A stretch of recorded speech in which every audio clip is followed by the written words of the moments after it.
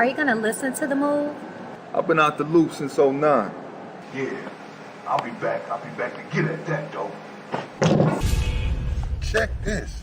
I'm at the motherfucking house last night. Guess what the fuck I see? What you see? Jamaica, what's up? Fuck you think you fucking with? It's Maxwell, bitch. Fuck you in them shoes. Bitch, I'm about to stalk you with these shoes. I thought I told you to get a jump to Crazy D. I did give it to Crazy D. You know D, you must have seen money in that. You know he used to produce those nudie DVDs. Fuck you, thin man. I know you did it. Don't let your mouth write a check, cause I will take it out on your ass. Damn, man. You serious? I don't appreciate being roughed up by men, or should I say male bitches. Yeah, you gonna work out. And we look for young ladies like you to host them. I look like somebody that can host your videos. That's right. So go change, cause we ain't got all day. Get off the house. Really good, though. I'm doing that bullshit. Crazy. What the hell? How you in my room?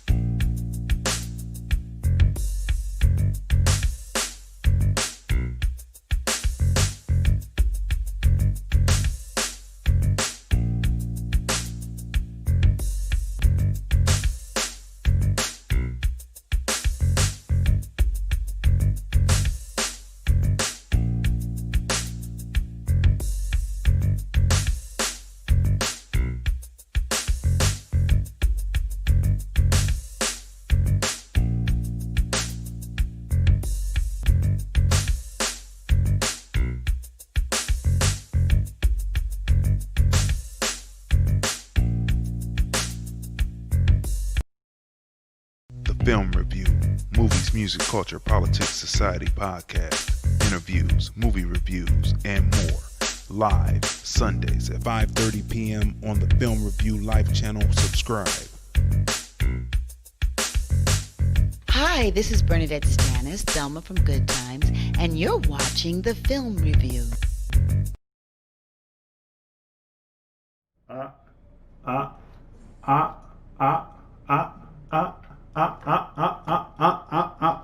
What's going on? What is going on? This is another great episode of the Film Review, movies, music, culture, politics, society, podcast. We are your husband and wife team. I'm Crazy D. Tracy. And we review movies, music, culture, politics, and society. And do we have a jam-packed show for you today? Yes. But we start out with a celebration of life, ladies and gentlemen. That's right. We start out with a celebration of life. I see that Tanya Congress is waiting in the green room, so we're going to be bringing her up shortly. But this is truly a celebration of life because we are celebrating my sister and I's father, Robert Earl Ellsbury. This is the collage that I did. My father in his Air Force uniform, my father in midlife, kind of like where we are now in the 50s, and my father in his later years, where he was when he passed on. He passed on Wednesday, the 5th of August, 2020, and we are here to celebrate his life. And of course, we also have why some blacks choose to ignore American Black history to want to be African. Yes, that's right. And of course, we're reviewing this show on Netflix called The Umbrella Academy, based on graphic novels, right? And of course, you know, this episode is brought to you by Back in Cleveland movie. That's right. You saw the ad at the top. It's brought to you by that. You can either get the hard copy. You go right over to lordlandfilms.com. That's lordlandfilms.com. One more time. lordlandfilms.com. And you're able to either purchase the hard copy. It'll get to you in about, well, I don't know how the mail is right now. We used to be the fastest at 7 days. Now it's moving right? a little It's slower. moving a little slower, but it's going to get to you. Or you can go right there and click the link and it take you to the on demand where you can watch this on demand featuring various MCs from the Cleveland, Ohio market playing their acting trade right here. It is hilarious, it is drama filled, and it will keep you entertained. It's one of the best films from out of Cleveland, Ohio, if I must say so myself. All right, line 213-943-3358. 213-943-3358. You see it right here on the screen, right down here. If you want to be involved in the conversation of today, you want to come in, give condolences, or talk about remembering my father, a funny event, because we're going to be going through this, right? Did you almost say 216?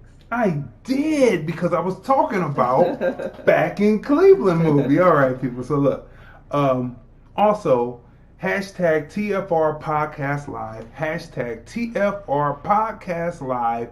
You know, if you happen to hear something that you like what we're discussing, make sure you donate. Make sure you gift us a gift so that, you know, we'll keep this right on going. You know what I mean? So let me do this real quick. You know, usually we start with, how was your week, right? It has not been a good week. It has not been a good week, right? But it's been an interesting week, right? So we want to say you can see us on YouTube, right? We're simulcasting on YouTube. We're simulcasting on FB, on the Crazy on Dion page. You know, they kind of blocked me from my TFR Podcast Live Lordland Films. They said, you know, their bots are going to take a while because they don't have live people in-house right now due to the COVID. And also we're on Periscope, and we're getting ready to start the live broadcast right now. But you know, on the other hand, it's been a week of remembrance. Yes, it has. We talked about all of the wonderful memories, you know, with your father. That's right. You know, as well as your mom. That's right. And but yeah, We celebrate the life of your dad. So we're also starting the live feed right now for the first hour of the show, because we're a 2-hour show on Crazy D Film Dude Instagram. Crazy D Film Dude Instagram. We're on for the first hour on there, and then we come back with the second hour. So look, people, this is a celebration for my father, right? My father, Robert Earl Ellsbury, right? Without him, with the union with my mother, I would not be my sibling would not be the well-educated two people that we are, right? Yeah. And so that's why I'm doing posting and at the same time, right? All right, people. So look, we want to shout out to everybody. Let's see who somebody said Shani is watching. Am I late? My mind can't get the time right. No, you're right on time, Shanine.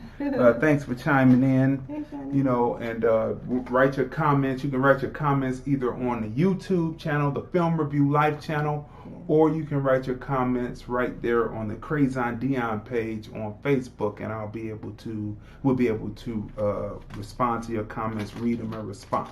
So without further ado, people, we're going to bring in our guest, right? So let's do this real quick.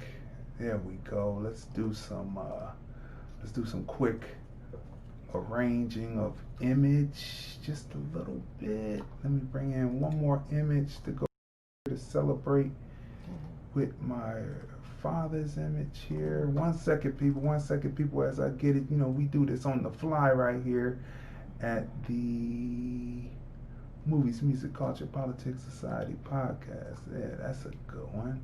Let's move that right over there. Come on, quit messing up now. Come on. Nice picture. Yes, it is. Very nice. Uh-oh. Wait a minute. Stay with me. Okay, that was almost like the spin of death. We'll be right with you, Tanya, in a second. This is slow motion here. I don't know what's going on. You know how these things do sometimes. Alright, so it just wants to act fugazi right now, and I'm not trying to have it act fugazi as we bring this in. Okay, so let's try that right there. Alright. Okay. Close, not respond. There we go. Okay. There we go. And now, people, without further ado, test your mic for me. Check 1 2. Yes, check 1 2. Can you hear me? Yes, you are on. Yes, sir. And we have streaming here. All right, so let's see what's going on. All right, people. So on screen right now is my sister, Tanya M. Congress, and as you see on the side of her is my father's military picture. Air Force. He was an Air Force airman in the Air Force, and we're here to celebrate his life today, right? So let's get started. My father was born on January 27th, 1934, and he passed August 5th, 2020. Our father was born to Mattie Lee and Matthew Ellsbury. He joined the Air Force at 17 and finished with 22 years and 6 months, right? In between time, he met Gloria Parr, married and had 2 children. That's us. That's us right here, right? They were married July 14th, 1956, exactly 10 years before my sister was born, right? And they were married for 51 years, right? Gloria passed on November 26, 2007, and now our father has transitioned from this side of heaven to the other side of heaven, and they reunite in heaven. My mother and father reunite in heaven now, right? So what would you like to say first, Tanya, before we continue on? This has been a week of celebration, and I know for a lot of people who've been following us all week long, I've gotten a lot of inboxes and a lot of expressions of appreciation on us sharing this intimate time with people. This is something that has not been done before, and it has been expressed as such by some of the people who've been contacting me. And so it has helped to keep my mind occupied and not so focused on the fact that I'm not seeing my dad anymore and he's not going to be back. You understand what I mean? But being able to honor him and take the time to celebrate him has been therapeutic as well as a blessing for other people. So, you know, it's been a busy week, but we're moving and forging ahead in the character and strength of God and our parents. Right? Right, absolutely. As we push forward. So everything that we've done this week is to make sure that we give information out to the masses of people, because a lot of people have not lost their mother or their father. They still have their mother and father, and they are blessed to do so, right? But some may not have their mother, or some may not have their father, and there are certain steps that you have to take to make sure that there is a smooth transition from this side of heaven to the other, and it's a smooth transition to the family, right? To the family members, right? Included. And so the first thing is to have a living will. This all kicked off this week. Yeah. It all kicked off this week when my father fell ill, and we have to give much kudos and much thanks to our next door neighbors, who have been our next door neighbors for it seems like forever, since the 70s, right? Close to 50 years. Yeah. Close to 50 years.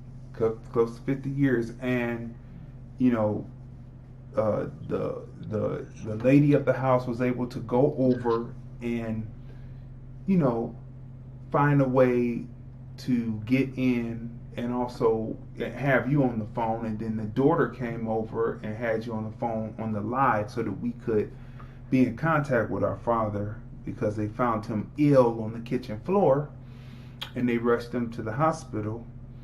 And here we are today with this situation with him passing, right? So the first thing is to make sure that you have a living will, and the answer to why you should have a living will is because if you don't have a living will, the hospital would tell you that, hey, we should be able to do this. We can go on ahead and do what we want, and you know, and you don't have any say-so whatsoever in what we're going to do. And so that's very important for you to have a living will. And we're going to get more on that later as we go along, but always make sure that you have a living will. Now, a living will is something where the person's last wishes are to be respected, how they want to do, if they want to be left on life support, don't want to have life support, etc., right? So let's talk about dad and mom. You know, they afforded us a middle class suburban lifestyle, though we lived in Cleveland, Ohio, right? My father believed in you work to earn your keep. His ethics came from his mother.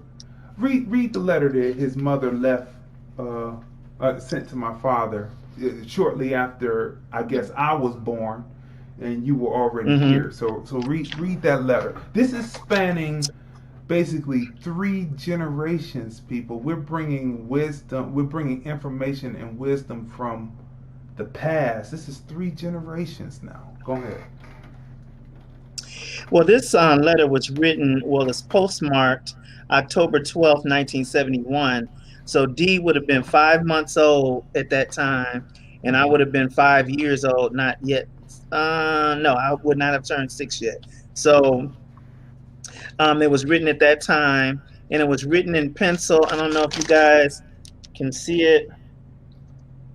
It's written in pencil. It wasn't written in ink pen. And it came from our grandmother, our father's mother. And this is going to speak to why he had the work ethic that he had. So from St. Anne, Illinois, she writes, "My dear son, just a few lines to let you know that I am not doing too well, but I do pray to God that you, Gloria, and my grandbabies are doing fine.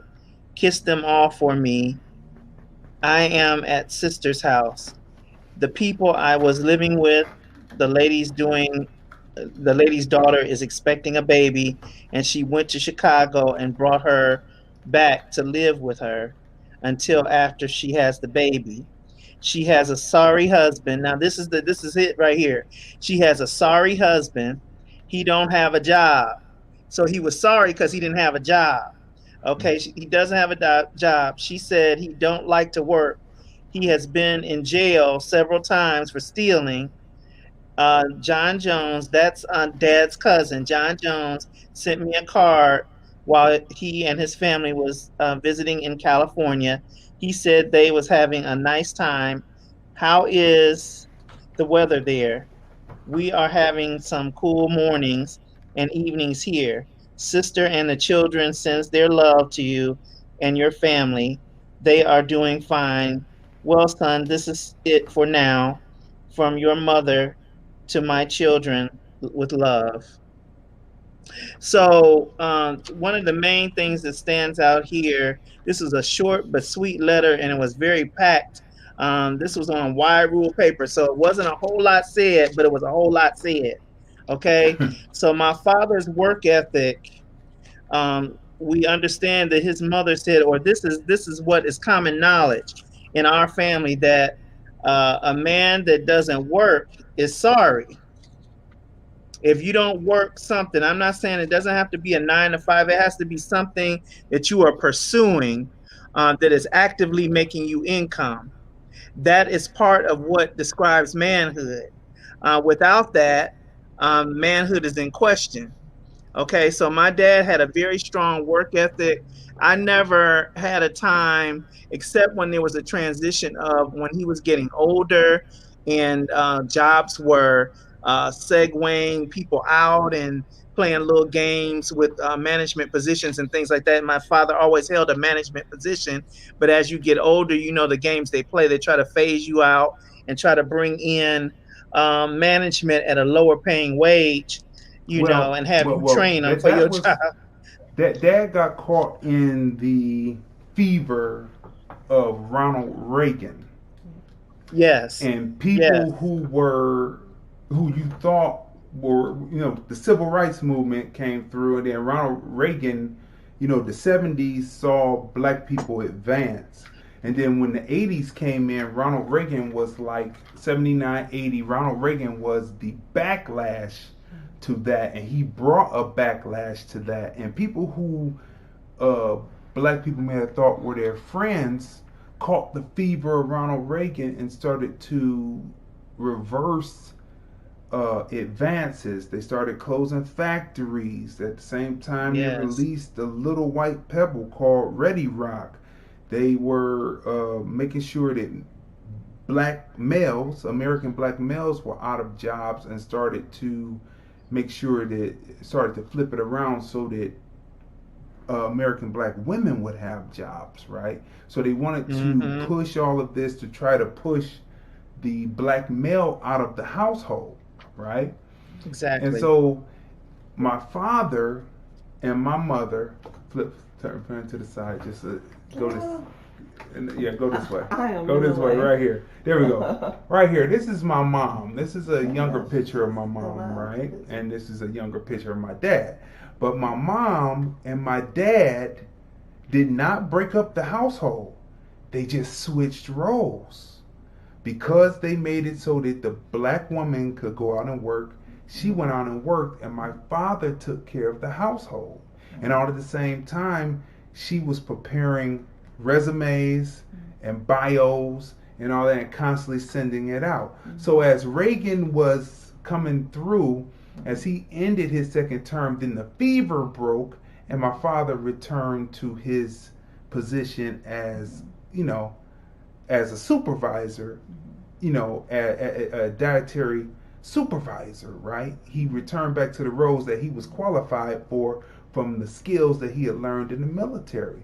So they were equally yoked, and it was hard, but they came through Ronald Reagan. Now right here at the top here, that is Maddie Lee, that's our grandmother, and that's Matthew. That's on the far side, on the opposite side of my father is Matthew. That's our grandfather, right? And of course, that's our mother. And then that is myself and Tanya. You can come back into place now, right? So look, right? So this is what's happening, and I don't know why this phone keeps pausing. But anyway, look, people. This is what's happening, and that letter comes for that. Now, it was like sometimes we couldn't figure out, like, our father was not one to explain. Like today, you have to explain to the youth why. They constantly ask why. If we asked why, there would be a problem. You're not asking why. Just do what I say when I say it. And I discussed that with some people who have kids today. Like the kids want to ask why. What if someone is coming up and you got to get your kid in the car fast because you don't know if this person is going to do something or not. And this kid is constantly asking why. Don't ask me why. Just do what I say, and then if times are good, I'll be able to explain it to you later. That's the way it was. And that's how my father was. It wasn't no asking why at all. Just do what I say, right? So sometimes we found it hard to explain, hard to understand why my father was stern, but he was fair, right? And it was hard for us to figure out why was he so stern on certain things, like if he saw someone who was supposed to be a man dating my sister and he didn't quite measure up, my father didn't talk about it. He just made his opinion known, and that's the way it was, right? He made his opinion known. He moved with action. He said very little, but this letter shows that his mother was a big inspiration in his life to tell, and that's probably what she told him. You have to earn your keep. And that's why he said, I'm going to go to the military, because, I have to be able to earn my keep and be able to take care of a family. And that's what he did. And he did it to the top and the best of his ability. That's exactly what he did. And that ethic that came down through the family line, to have his mother say, and if you look at even in biblical times when Solomon got a lot of his advice from his mother. His mother was the one to tell him to stay away from strange women. His mother was the one to instruct him in the ways of righteousness. And so Solomon and his mother were very close, and she gave him instruction. So this instruction came from my father's mother, who said, she was describing someone else based on the fact that was a known fact amongst them already. The man was sorry because the man didn't work and the man didn't like to work. So men who didn't like to work and didn't work were called sorry men. So our dad was not that at all. It was not that at all. And for him to see it, it did something to him. Our dad was not the type of person to knock and put people down. He didn't tear people down or try to shame people for the way they were, but he would make mention, just as Dee said, he would make his opinion known, and then he'd step off. He might say something like, our father was very humorous and shortly sarcastic. You'd have to catch it. You have to catch it because he say something funny, and you have to think twice that, wait a minute, did he just say, but he say something like, that ain't no good right there. He'll say that ain't no good. Not even a person. That ain't no good. That ain't no good right there. But he would never say to that person or put them down in that way. But he had a way of letting you know when something was not up to par, based on the he would fact. definitely tell his offspring. He would definitely tell his children about what he believed. Like you told the other story, but you left the story out. You were down there under the Nova. It was the Blue Nova. That was the first car that you got, right? It was the Blue Nova. Right. And you were down there. You had a rusty muffler, and you were tying it up with a hanger, right? Wire. But you weren't just on the ground. You had someone that was supposed to be a boyfriend that will remain nameless.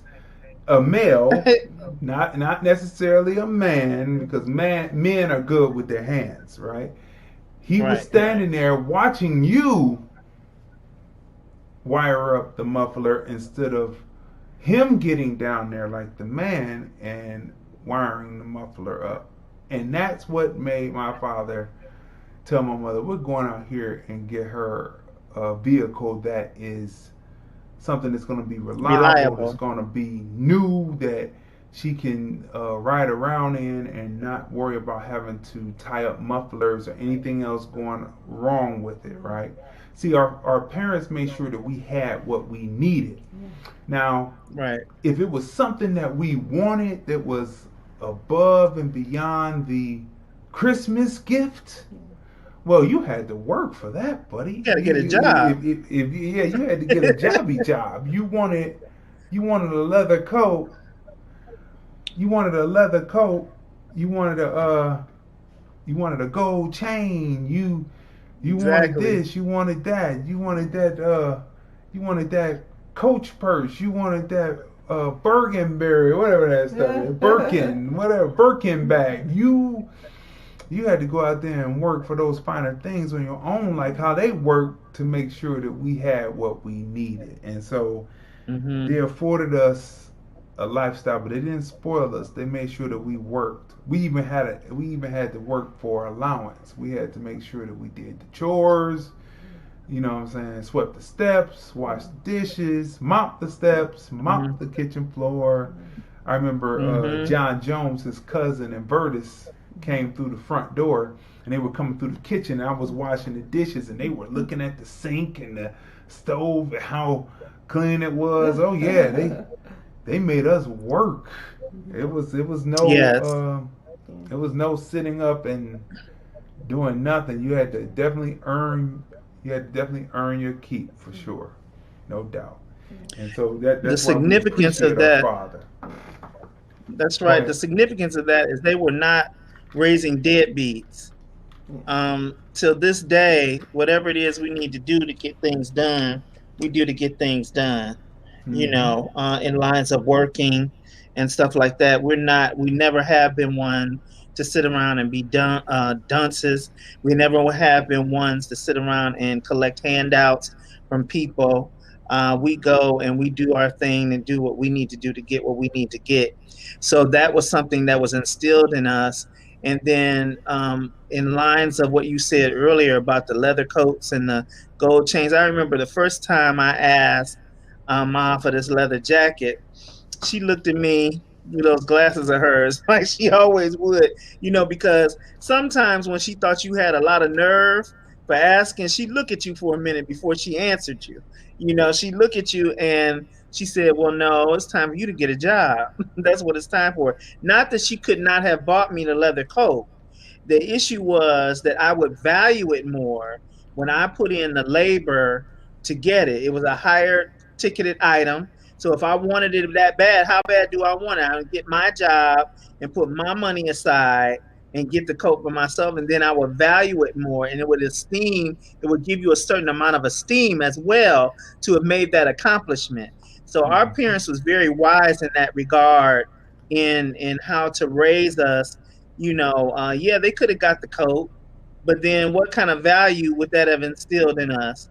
The coat might have ended up on the back seat of the car. You know, we're not taking care of it. But when you have to buy it yourself, you tend to take care of it a little better. Like with my class ring, I didn't get my class ring till the year after I graduated high school because I wanted 14 karat gold.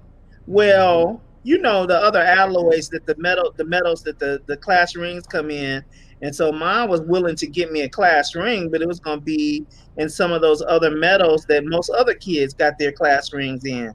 But I wanted 14 karat gold. She wasn't going to pay for 14 karat gold. So I had to wait till the year after I got out of school. I put that ring in a jeweler on layaway, 14 karat gold, and I got the ring that I wanted, but I paid for it with my money because I wanted something other than what she was going to get and was beyond the norm for the normal student that was getting a class ring. So I got what I wanted on my own. You know what I mean? But that was a valued lesson. I wanted something beyond the norm. I had to go out and work for it. So those are the type of values that they instilled in us. We got a phone call. We got a phone call from 216. So we're going to bring in 216 and see what they're talking about. 216, you're on the line. Who are we speaking with? Yo, hey, this is General Philly Mac. Philly! Philly! How you doing, Philly? All right, man. This family, man, I had to tap in, man. We're glad to hear you because you know you are family. You know my mother and my father loved you. Yeah. Right, thank you, man. I love them just the same, man. You know, you guys all been good to me, you know. I just wanted to come in and tap in real quick. You know, I wanted to first take my hat off, you know, and offer my condolences, of course, you know, to your pops. You know, I call him Papa D, you know. And like I said, you know, he was a quiet guy, you know, but he showed me love. I come into the store. This back when you in Cleveland, you had the stores, you know what I'm saying? The record store. You know, I get off work, I come in there, I stay there till you close, selling stories and doing my 1-2. And you guys put up with me, didn't kick me out. You know, I appreciate that. Oh, no. But that's what our family do. That's it. You know, and then like I said, man, when I come in there, you know, like I said, your moms, you know, your pops was there, you know, and they all welcomed me with open arms, you know, and just to see how far everything came. You know, you took me on your first mixtape. The first mixtape I ever was on, you put me on there, man. I always showed me love, man, you know. And like I say, Tracy, open arms, showing me love, mom, pop, you know. And of course, with, you know, life, you have its ups and downs, and, you know, we here 1 minute, going the next.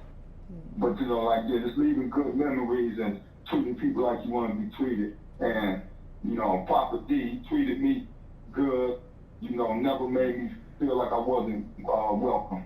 You know, he always showed me love. You know, I talked to him like I talk with you, you know. And just, you know, we everybody doing what they do in life and keeping food on the table. You can get away from keeping in touch sometimes, you know. And then when I'm tapping in, I see, you know, Tanya he's in hospital laying there. It just blew my mind, you know.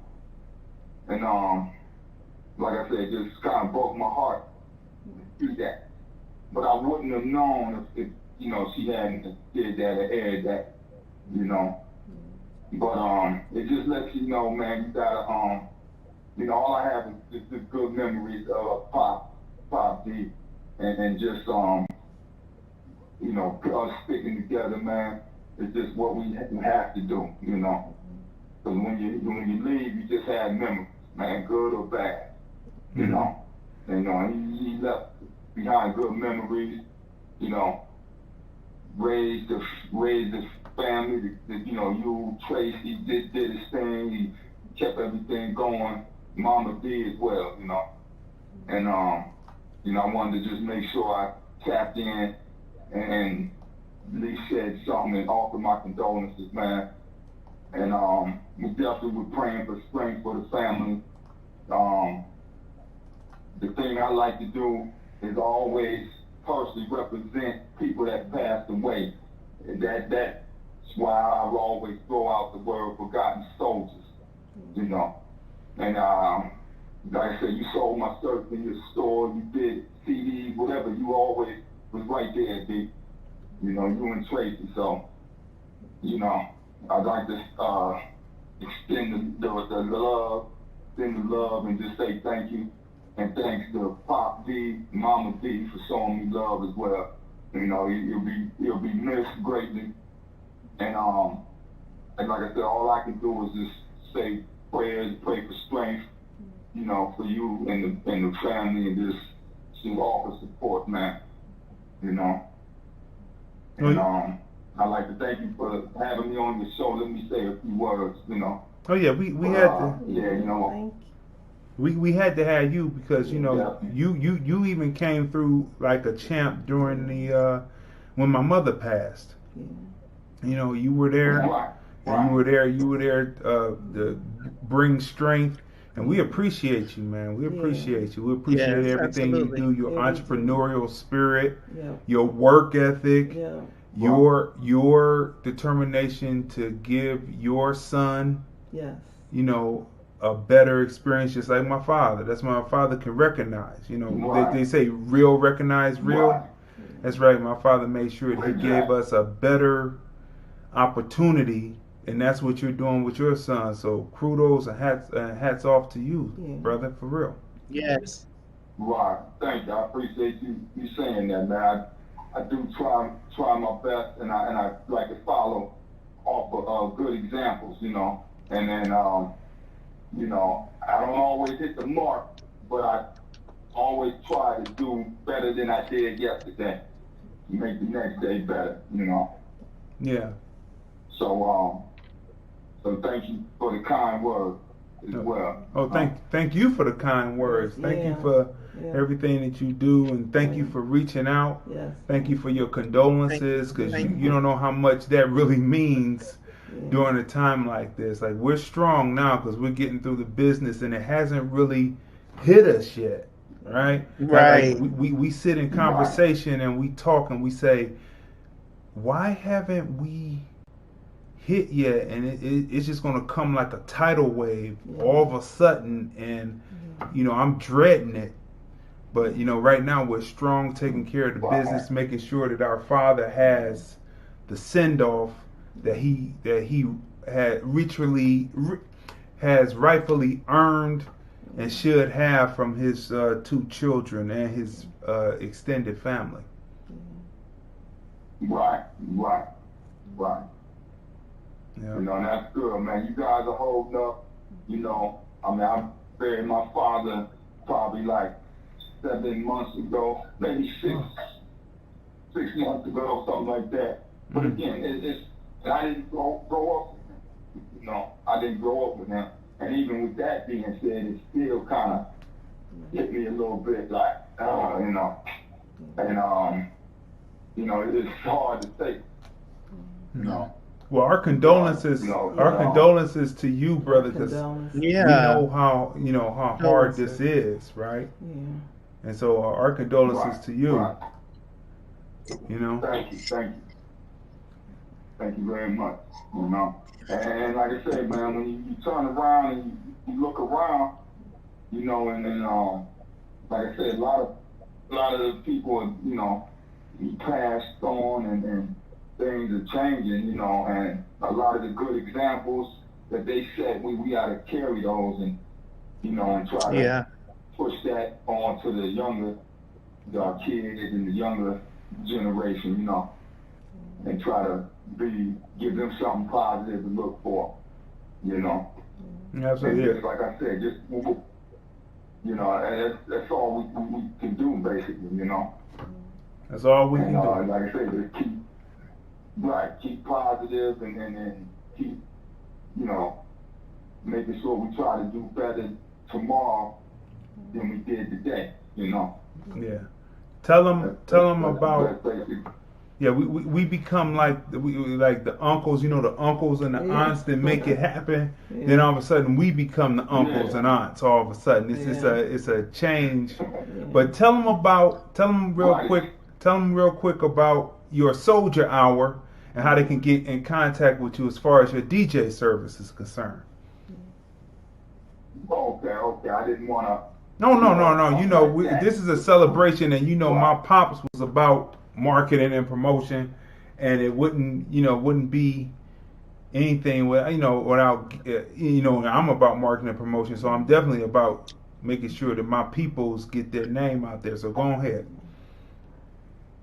Okay, thank you, D.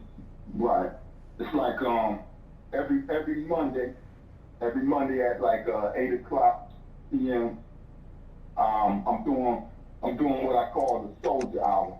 And basically, I open up, I just DJ a little bit, play a little feel-good music, and I basically start off with just giving rest in peace and shout out people that passed away. It might just be 5 or 6, I don't drag it out too long, but I start off with, rest in peace and, kind of honor the ones that passed away, and then I just go into playing a little music and kind of keep people Monday, kind of get it a little upbeat, But that's basically what it is. It's I do that on Facebook. It's Philly PHILLI MAC Philly Mac.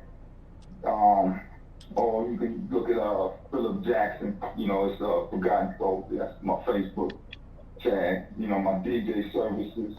Mm-hmm. The number is actually the website is the number 4 GS and entertainment.com. The number 4 GS entertainment.com. Okay, we're available for weddings, professional birthday parties. Everything we do is professional.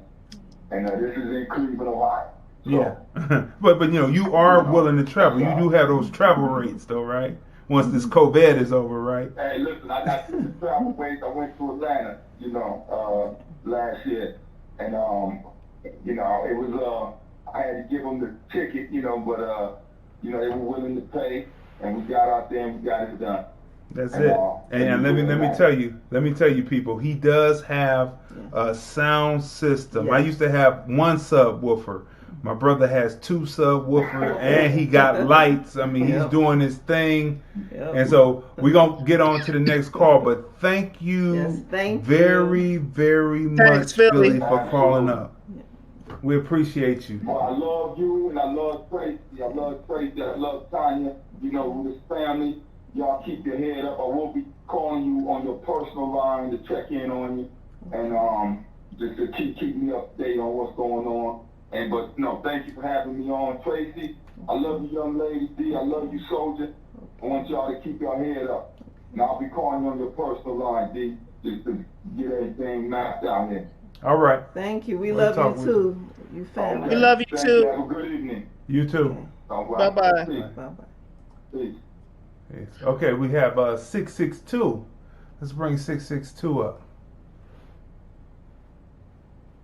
662, you're on the line. Who's on the line? Who's on the line? Hi, this is Shani. Hey, Shani. Hey. I want to first send my condolences out to the family. And I want to just tell y'all, you guys are so courageous. And how you what's like a learning lesson, things to look out for, things to watch out when your loved ones are in the hospital, and it was just so bold and brave, and I'm proud of both of y'all, and I know your parents will be too. Yeah. But I also want to speak about your father real quick. Like, I like his sense of humor. I like how laid back he was, but I like how he was so, kept up with the times. Like, whatever you guys did, they supported y'all in everything. But most parents like, no, don't do this, don't do that. Whatever your creative dream was, they roll with it. And I thought that was so cool. So I want to miss both of your parents. Because they was just, I miss your mom, I'm going to miss your dad. And they were just such great parents. I mean, they really were wise and great, non-judgmental. They had great advice. So they were truly, truly great parents. No, thank you, Shani. I just wanted to say that. Oh, thank you, You Shani. know, I love y'all. Y'all need anything. I love y'all. Y'all need anything, you know, I'm here to you. Okay. All right. Give me a call. And I'll send it over to my Javon's and my dad, too. Oh, okay. We appreciate And your we words. love y'all. We love you too. We appreciate your We words love you and your too, condolences. Shani. Thank you. What'd you say, Shani? I said, you know, we love y'all, too. All right, so thank you for your call. We're gonna move on with the show. Thank you. Thank you. Go ahead, though. Have a good day, y'all. You too. You too. So Tanya, do you have the itinerary for the service and the viewing? Can you read that real quick? That's on the itinerary. We have that. We have that posted on. Yeah. We have that posted on my Crazy on Dion page, as well as Tanya M. Congress's page, as far as the services funeral services concerning Robert Earl Ellsbury. Can you read that real quick for them? Yes. It is, the services are going to be, the visitation and viewing is going to begin on Friday, August 14, 2020. From 1 to 2 p.m. it's going to be myself and family. From 2 to 6 p.m. it's going to be open for persons to visit and sign the book. And from 6 to 8, it'll be myself and guests. So all are welcome who want to come and, view my dad's body and have some conversation with me regarding the actual services are on Saturday, August 15th, 2020 at Calhoun's Funeral Home, 2300 Rockside Road, Bedford Heights, Ohio 44146. And that is the same location as the visitation on the 14th. The viewing on the 15th starts at 9:30 a.m. Homegoing service starts at 10 a.m. The service is being officiated by my father's pastor, Pastor Ronald Maxwell of Affinity Baptist Church. Due to the COVID-19, only 50 persons are allowed inside the funeral home area at a time, and 10 at the intermit at the cemetery. Due to COVID, everything is modified. Mm-hmm. The service will be live streamed, and link will follow in future posts. So don't worry, you'll have access to the live stream. We want to make note that all tributes, donations, or monetary gifts are given directly to me, Tanya M. Congress. Okay. No other party. Pause for a minute.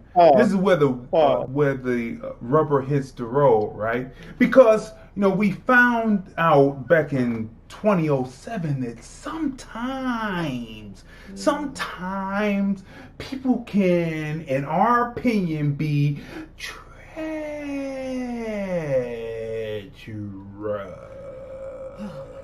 You see, our father is gone now, so I guess the gloves are off, and it's just straight hard hitting knuckle. Because my father was a boxer, right? And he also trained boxers in the military, right? That's right.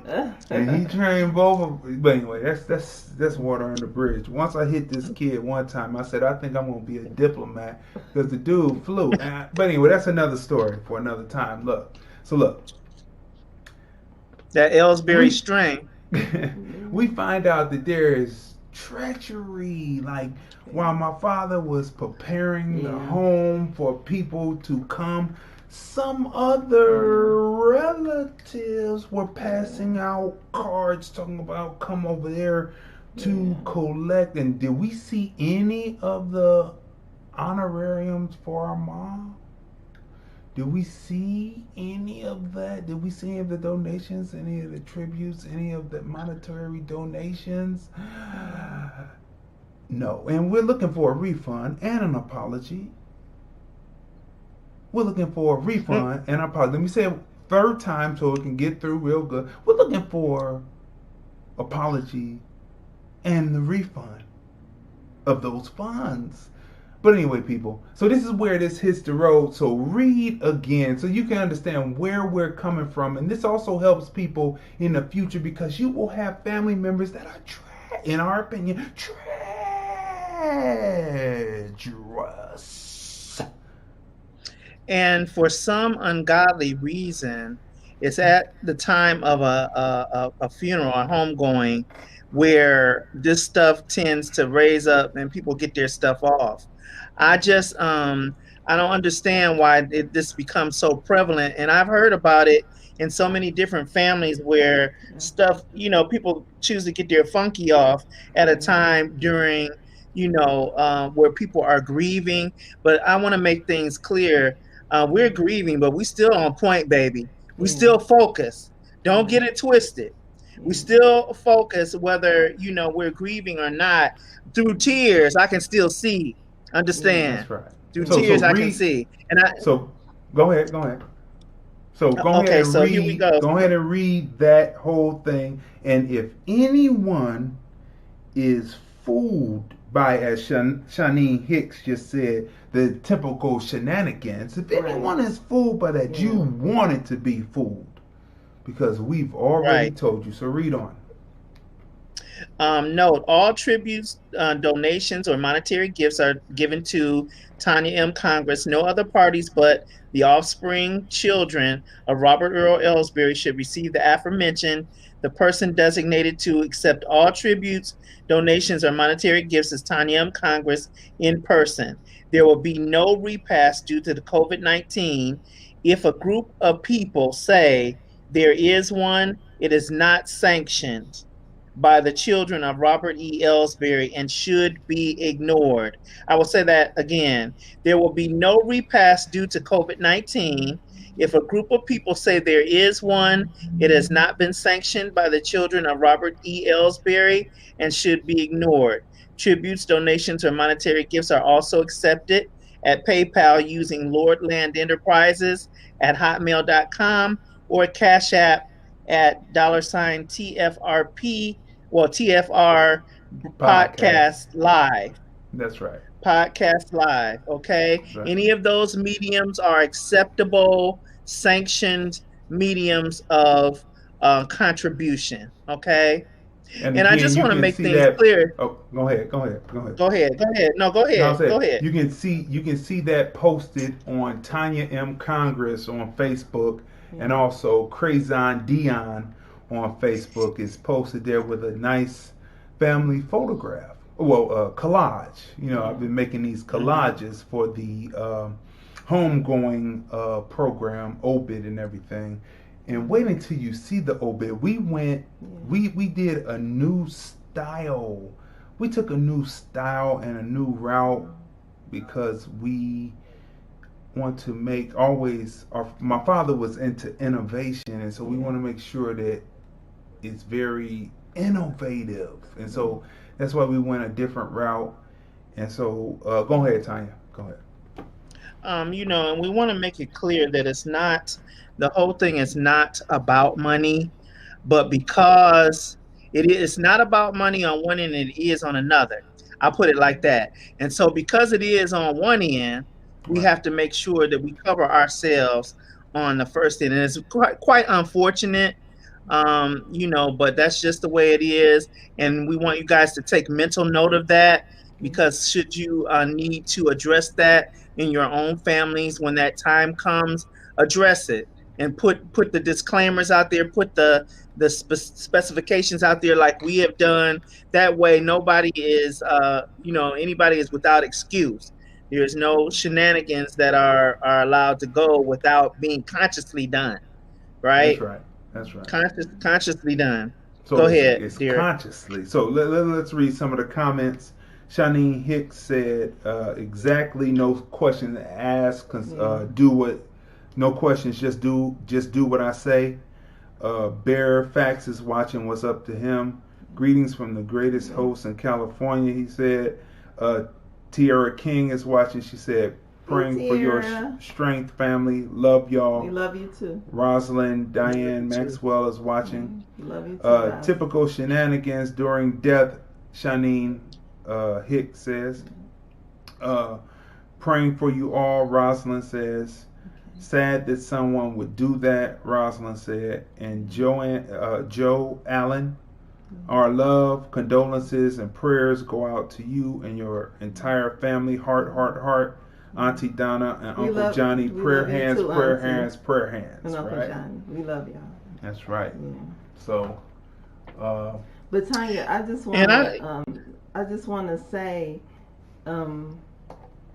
as far as what you were talking about earlier, your father, like we talked about, was a people person, and he loved family, he loved friends. He had the doors was open to everyone. You guys know how when you had friends over, your mom and dad treated them like family. Sit down and eat whatever you need, right? So when your mom passed, right, he was looking forward to having some of the family and friends come over and sit down and talk and spend time with him. So like you said, it wasn't about the money it was about getting together, the fellowship, right? But for someone to stop that out of greed, that wasn't right. But you know what I loved was I loved spending time with your father's sister and your cousins, because they came through and they was there and they spent time and they was there, for your dad and for the family when your mom passed. And it wasn't we like appreciate it. And it wasn't like it was done in the front, like where you could see it. It was done sneaking, right? It was done underhandedly, in our opinion. It was like one of the other cousins came up and said, "Did you know that this and that?" Now that was kind of messy, right? That was messy, but they let us know, and I'm a man, so I'm not going to get loud and outright. I say, okay, well, if that's what they did, that's what they did, right? But it was about getting together and having fellowship with people. And funny, Dad, who is the husband, was not invited to this little shindig. I wonder why that was. Was it because those gifts and tributes and monetary donations would have had to have gone into his hands, right? So for people, shame. Karma's real. Shame. I believe in it. Shame. Yeah. Shame. Yeah. See, you know, last time I got a little passionate, so I promise I'm not gonna get as passionate this time, but I am going to address. See, this is the reason why we have to address this, because last time when our mother passed, that was such a serious infraction, and I want to be clear about it, because if they're listening, they need to hear it. The reason why it was such a serious infraction was because we had the repast at the Word Church. Sure did. And there had been a lot of donations brought there.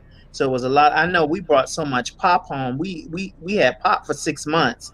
That's how much stuff had been brought. So a lot of it had been my church at the time.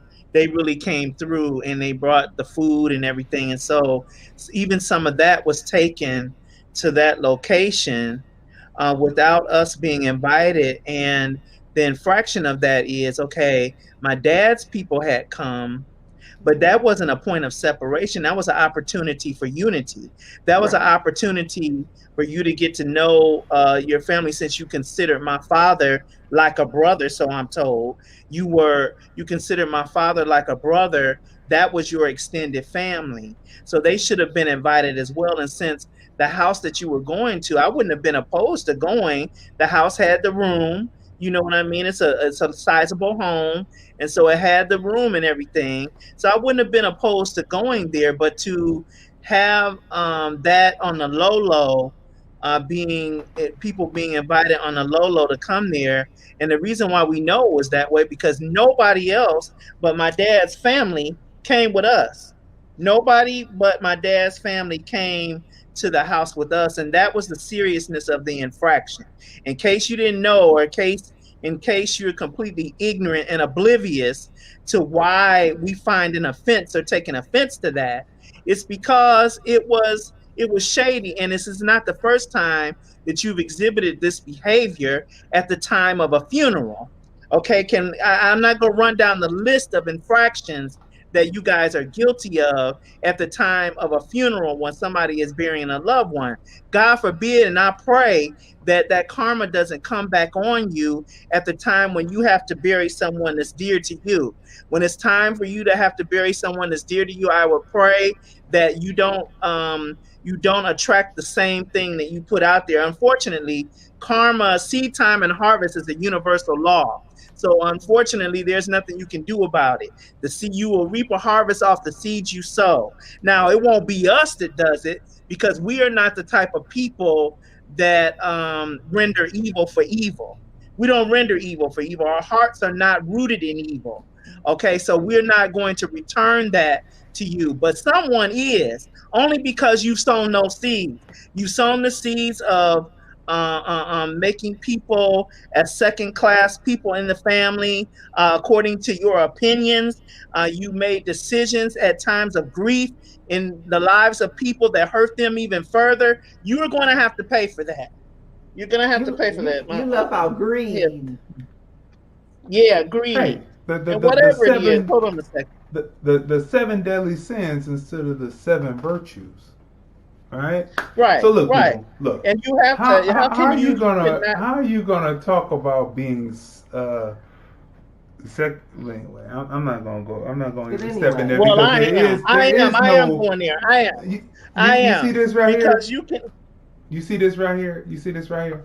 You see my father right there, and you know why we are? Because we're our mother and father's children, and you can see from that picture that my mother by herself was a writer. You see this picture where you see it larger, you will see that my father had her back and she had his back, and they stood side by side, and they were some writers. But you know what they had? They had compassion. I have less compassion. I don't care. When you did that, and my father was saddened by that, but you know what he did? He still continued. Yeah. He forgave. Yeah. Right? He still continued, but here we are to level the facts and level the truth about it. So read the last section of that again about the monetary situation, then we're going to move on from this, Tanya. Okay, note, all tributes, donations, or monetary gifts are given to Tanya M. Congress. No other parties but the offspring children of Robert Earl Ellsbury should receive the aforementioned. The party designated to accept all tributes, donations, or monetary gifts is Tanya M. Congress. That's me in person. There will be no repast due to COVID-19. If a group of people say there is one, it is not sanctioned by the children of Robert E. Ellsbury and should be ignored. To not ignore it and place yourself in agreement with something that's out of order, and so you place yourself in divine alignment with the repercussions that follow those actions. She added something. She put parentheses and added something biblical. Keep reading. So that was basically it. Tributes, donations, or monetary gifts are also accepted at PayPal using Lordland Enterprises with an S at hotmail.com or Cash App at $TFR Podcast Live. Okay, let's read some review. Shanine said, "So reap." Rosalind Maxwell said, "Yeah, you need to get ahead of it. Stop them from doing that again. Call them out." And then Shanine Hicks said, "Exactly. Let them know." So people, as we do this, we're going to keep on bringing more experiences to you through the lives on FB. We're going to be bringing you different situations through Tanya M. Congress page and through Crazon Dion page. Make sure you friend both pages so that you'll catch all the links and you won't miss anything. And we're going to, as we go through this process, we're going to document it as it goes along. The last current thing that we documented was going to the funeral home and making the arrangements. And the second half of it, because batteries died, but the last half of it was so informational. But we'll be filling you in with that when we talk one day when we go through it, right? Yeah. So all of the information about the arrangements are on Tanya M. Congress Facebook and also on Crazon Dion page Facebook, friend both pages, and it comes with a nice collage and photographs such as like this one. This one is called Relationship, Love Relationship, where it shows my father and my mother together, as you see at the umbrella. We love that yellow umbrella, that canary yellow umbrella. And they were sitting there, had two canary yellow children's chairs that were the fold out chairs for the porch or under the thing for me and my sister. But as you can see, my parents were writers, and they had a good time, and they smiled a lot. Yeah. And you know, it wasn't easy. We came through Reaganomics, but we still made it through. And so it was an honor to be their children. And so it was an honor to be my father's children. It was an honor to be my mother's children for both of us. It's an honor to be her daughter-in-law. That's and, right. That's not your father taught your nephew, you know, that's right. how to tie his first That's right. tie. We sat there and my father taught my nephew MJ how to tie a tie, because that's a rite of passage, people, in, you know, black culture. It's not a white thing, because when you check out who actually owned the haberdasheries in the beginning, you will find out that the tie thing is all black, baby. But anyway, so tie. What happened? No, just so too. For Nevada living wills, what you want to say? Well, you know what? If you go to eforms.com, they will. They have instructions on how to do a living will for all types of forms they have. But you're looking for the advanced directive living will forms, and then you select your state. And it's an instructional on how to make your living will. Oh, that's good information. Yeah. Everybody needs to have living will, and you need to have what is called life insurance, which is for afterlife arrangements, so your children or your offspring or your family members will not have the burden of having to go out there and stand on the corner, try to collect, or try to call people to collect funds to try to bury you. Let me talk about that just briefly. I can't tell you how easy this process was, based on the fact that I'm telling you, my mother had the foresight of, I don't know what to say, because in that folder was the that I took to the funeral home was the insurance policies, and we were looking for this military form. Is a retirement form called a DD-214. Yeah. And so we looked it up to see. We didn't know what it was, so Dee looked it up to see what it was, and we said, "Oh, okay, we got to fill out one of these." And when I got there, you know, I got the folder open. I said, "Well, the DD-214 that was on your list, we have to get that back to you." She said, "What do you mean?" I said, "Well, we have to get that back to you. We don't have one filled out." She said, "There it is, right there." It was right already taken care of. It was in the folder, right? So my mother, prior to, I don't know how far ahead before she passed, she had that in place, or whether she was getting that in place once she realized she was ill. That was probably when she got everything together in that folder. But everything was right there where it needed to be. I mean, everything was right there. Everything had a place that you could go to it. You didn't have to comb through a bunch of, I mean, there were things that were in drawers, but they were easily accessible. They were in places that made sense. And so I didn't have to pull my weave here out trying to find stuff, you know, and because Dee knew where a lot of stuff was. So he just called me and said, yeah, go to this drawer right here, or go to this purse. And then I went into one place, and then the cemetery plot was right there. So everything that we needed was there. And as Black people, this is something, don't drag your feet on this, people. This is very important. A living will, the last will and testament, the insurance policy, and not only that, our parents, without divulging too much information, they didn't do the bare minimum and just took care of the burial. All right, they made sure that something was left for their offspring. The amount of that is personal, but the thing is, this is what you want to leave for your people. You don't want your death to be. You want your death to be a celebration. You don't want it to be a burden, and there is no burden here in that regard. I'm going to tell you, there is no burden here between the funeral home because they were writers. They were writers. Exactly. They were writers, right? And not only that, Go ahead. Go ahead. Yeah, I remember I was at the radio station, and we're gonna wrap up because we're gonna move on with the show. But I was at the radio station, and I remember I was filming for a certain radio show, and the person had come from New York, and they were talking about how the funeral homes would strike deals with people. He's talking about striking deals to bury his mom. He's talking about deals, and he said how much it cost. He said it was about. They struck the deal for $7,000. So what kind of embalming you gonna get for it? But that was besides the point. So I told him, I said, well, they had told us back then in 2007, funerals for women are $10,000, right? Funerals for men back then were $15,000, right?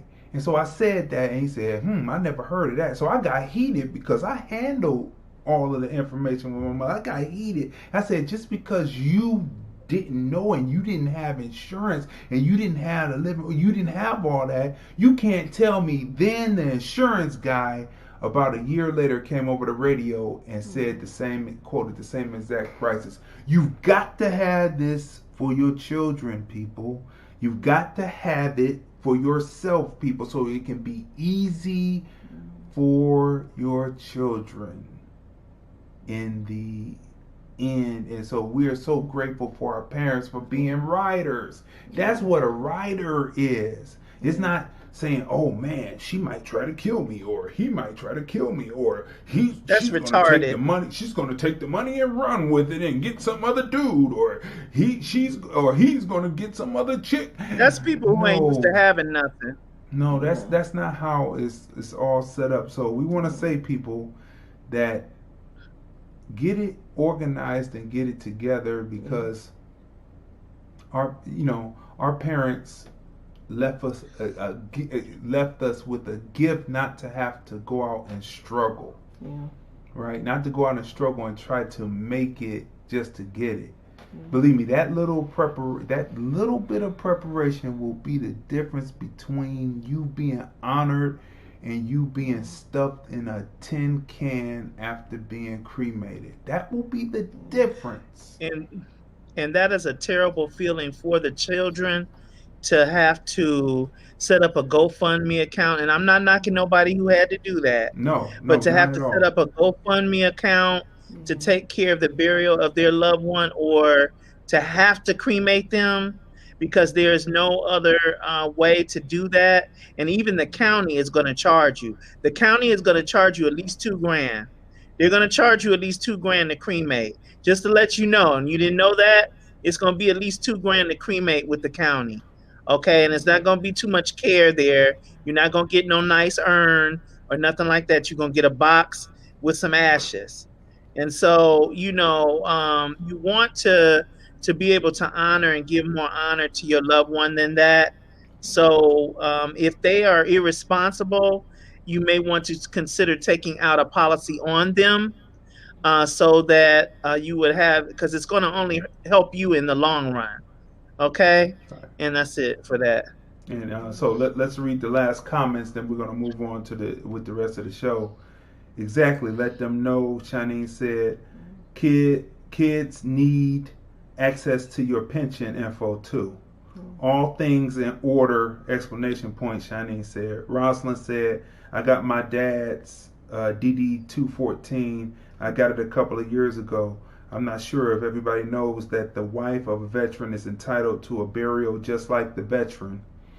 The government will pay for the grave, the vault, and the headstone, right? So Thank everyone you, is. that was good information. That's right. Everybody is passing information because information, people, is power. So tell them, Tanya, where they can reach you, where they can hear you, and then we're going to move on with the show. I do a broadcast live. I come on unannounced most of the time, but you can catch me on Facebook at this point. Starting in 2021, my broadcast on Power Praise TV network will be Kingdom Uncut, where we'll be speaking about the kingdom life as Christ taught and what he came to teach us. Which is quite a bit different than what we learn in our traditional church environments, okay? But we have a lot to learn there, and I have a lot to give you, and I'm looking forward to that. All right? That's it for right now.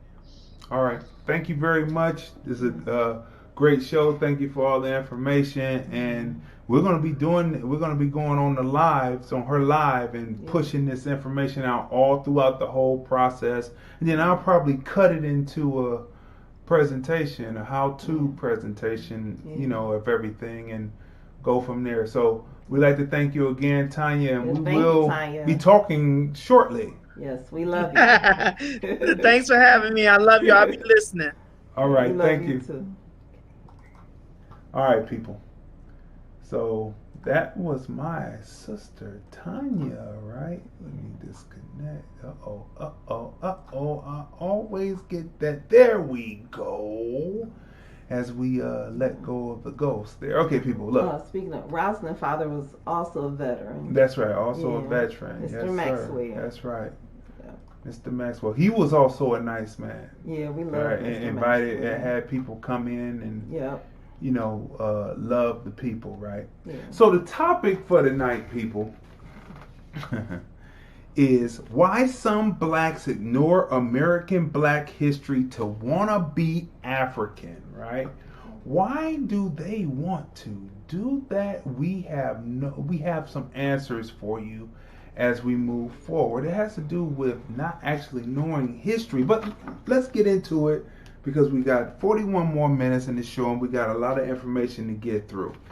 First of all, what is American Black history? This is very important. These are things that you need to know. What is American Black history?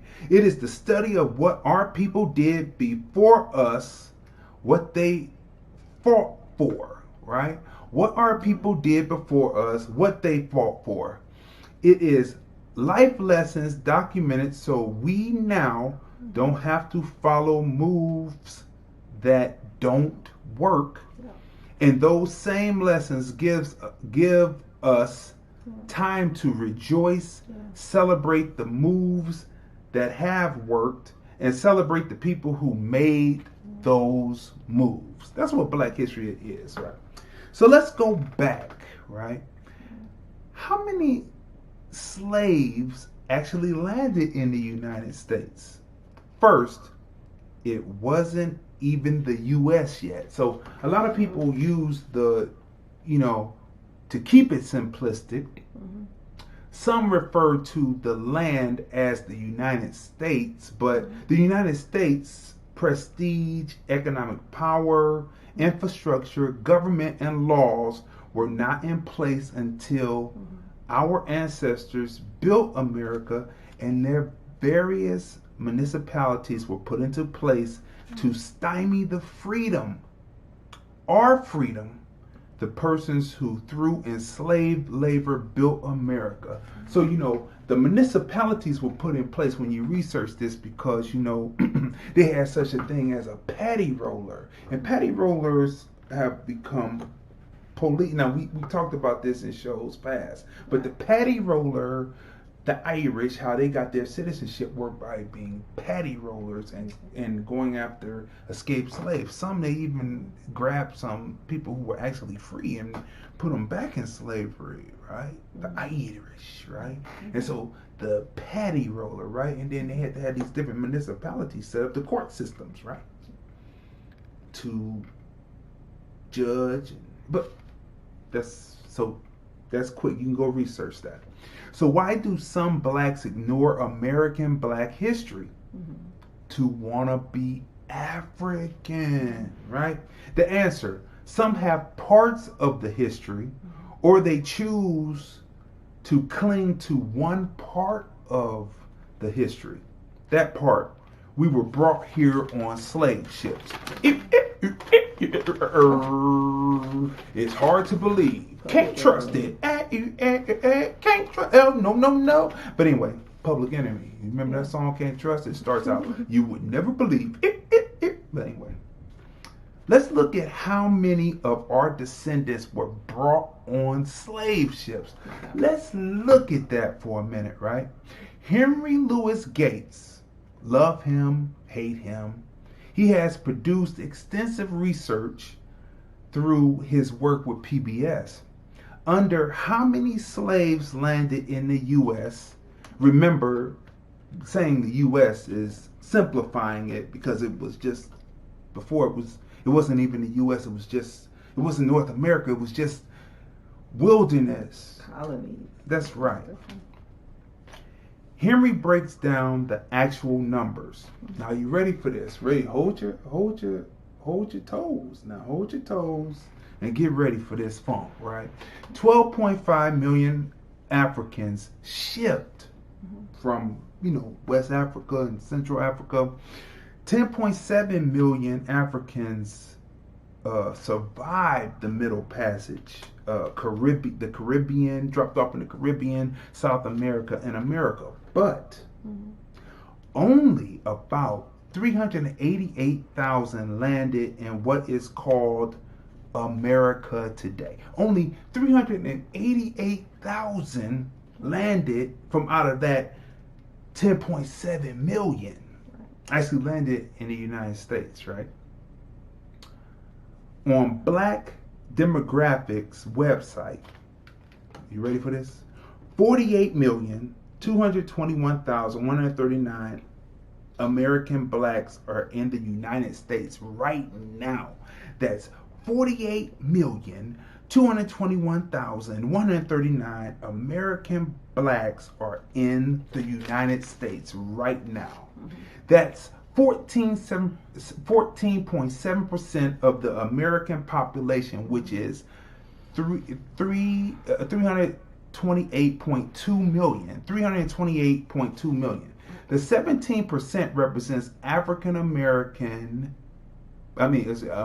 black only, and American blacks in combination with another race. That's 14.7% of the population. Question: did 388,000 beget 48,221,139 American blacks? Again, did 388,000 beget 48,221,139 American blacks? Somebody was already here.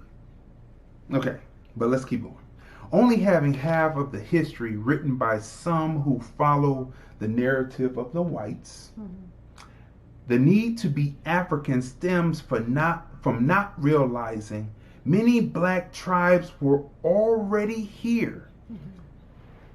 That will be examined in future shows, and we're going to break that down. Let's look at those who have produced culture for American blacks. Now remember, the premise here is that people have only clung to certain parts of the history, right? Saying that we were dropped here, right? So if we were dropped here, right, but only 388,000 were dropped here, the 388,000 beget 48,221,139 American blacks right here in this country right now. 14.7% of the population. Did they do that? Or were there already some black tribes who crossed over the land bridges and populated this way before Christopher Columbus never made it? Christopher Columbus never made it to... But anyway, let's continue. Let's look at those who produce culture for American blacks, right? Now look,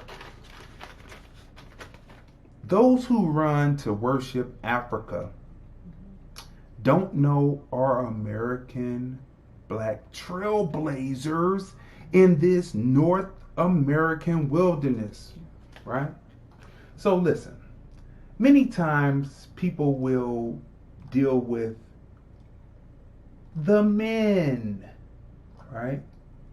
They will deal with the men in, the struggle for rights, for American black rights in this country, right? But I realize, like most smart, intelligent men, that the woman, in particular, the American black woman, is the backbone of the fight to take the rightful place in America and get that face. So who are these women, people? I mean, people are talking about learning African and African history, and they talk about Winnie, and it's good to talk about Winnie. Winnie was a great woman. She stood beside Nelson Mandela and fought the good fight against apartheid in South Africa. But there are so many American black women right now that I can bet my bottom dollar that people who claim to want to have to run to Africa for inspiration, to say that there's something, don't know these women. Who are these 4 women up here, right? Okay, right here. That's Ella Baker, right? Dorothy Height, Fannie Lou Hamer, and Ida B. Wells Barnett. Now look, do you know any of these ladies and what they have done to move us forward in this country, right? And so I'm not going to go through each one because this is your study assignment, right? Time to research American black historical figures. Time to research American black historical figures. I'm not even talking about the men. I am talking about the women. If you are a woman and you're talking about, I'm African, I'm going to go back over there to a third world country and we're in the first world. You're going over there where they have rolling colleges, where they have people, they just in Somalia, the people are going on the road trying to overthrow the government. You got that was Hezbollah. And then you got the other people. What was the guy that was kidnapping the women, the little girls, and they still haven't found him? Boko Haram. You going over there, you talking about that's so great. We over here protect our children, and it hasn't quite gotten to Pizzagate yet in the black community. Who reminds me of those women? Who's our that? ancestor who reminds me of them. Who? Because she fights for her people and she puts her life on the line as well. Tamika Mallory. That's right. She is a writer. She is a writer. She's a writer. And I think it's important that we stand beside her as well. And we talked about this a couple of days ago. We don't want the same thing to happen to her that happened to Sister Soldier. That's right. Now, if you don't know who Sister Soldier is, this is contemporary. Because people should have rolled with Sister Soldier. But right. You know who did? Not to cut you off, but P. Diddy, he rode with Sister That's right. Soldier. He rode with Sister Soldier. But Bill Clinton, the same one that talked about Stokely Carmichael, right? Kwame Ture. Actually, his name is Kwame Ture. He's the same one who ended Sister Soldier's career pretty much, right? She's still doing her thing. But if you don't know who Sister Soldier is, you don't know who Tamika Mallory is today, no wonder you trying to run back to African folklore because you don't know nothing about what's going on today with your own people. Okay, people. Look, do you know who these women are? This is a combination between liberators, politicians, and entertainers that broke through to chip away at the disenfranchisement that was being put forth. Now, Mary McLeod Bethune. Mary McLeod Bethune. Shirley Chisholm. Reagan is depressed, but I voted for Shirley Chisholm. That's a clue when you go research. Reagan is depressed, but I voted for Shirley Chisholm. Right? Nina Simone. Mississippi. Harriet Tubman. You know this, but you usually see Harriet Tubman as old and feeble, but this is her Harriet Tubman when she was a writer. So Sojourner Truth, and Mary Anderson, right? Marian Anderson, right? Do you know who these people are? Do you know who these ladies are? Again, time to research American Black historical figures. Well, what would you like to say so far? You're doing a great job. A lot of people don't know that Shirley Chisholm ran for president. That's right. Years ago. We were working with a rapper and down there at the site, who the woman who owns Raw Remedies, she's a writer, right? She's got Cleveland, Ohio ties. For no sleeping on Cleveland, Ohio and our pro-blackness. But on the side of her building, she has Shirley Chisholm painted. You know, like a person came out and painted like different historical figures, and Shirley Chisholm was one. I was working with this female rapper, and I said, do you know who that is? Why we want to shoot in front of her? I said, that's Shirley Chisholm. She said she didn't know who she was. Do you know who these people are? Time to research American Black historical figures. Right? Let's keep going. Okay, people. You might say, oh, she can't be black. She can't be black. She looks like she's white. Come in all shades. We come in all shades. It's ridiculous. Right. Get it out your mind. Right? Mary Church Farrell, Bessie Coleman. You know who? I know. I don't even have to say this name. This is a younger picture. You used to see her when she's older, you know, but I want to be able to connect people when they were in their 20s, late 20s, early 30s. That is Rosa Parks. You know Rosa Parks. She just wouldn't, you know, she wasn't trying to, she was tired that day. Right. And when they was putting the sign back to say get up and move back, as the white people got on, she said, I'm not moving today. And it kicked it off.